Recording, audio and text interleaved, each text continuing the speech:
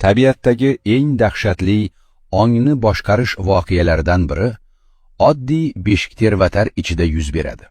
Uning tanasida qilchuvalchang deb ataluvchi parazit yashirinib yotadi.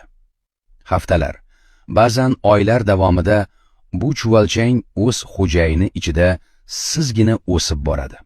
Beshiktervatar odatdagidek yashashda, ov qilishda va oziqlanishda davom etadi. U boshqa bir jonzot sekin asta boshqaruvni o'z qo'liga olayotganidan bexabar bo'ladi. Vaqti kelib, chuvalchang tashqariga chiqishga tayyor bo'lganda, u shunchaki qochib ketmaydi. U beshiktervatarning miyasini qayta dasturlaydi. Hasharotda to'satdan, tabiatan unga xos bo'lmagan g'alati istak paydo bo'ladi. U suv qidira boshlaydi. Aslida, sog'lom beshiktervatarlar suvdan uzoq yurishga harakat qilishadi. Ammo bunisi o'ziga tegishli bo'lmagan buyruqqa bo'ysunib, to'g'ri suv tomon intiladi. Suv bo'yiga yetgach, parazit hasharotni suvga sakrashga majbur qiladi. Beshiktervatar ko'pincha cho'kib ketadi.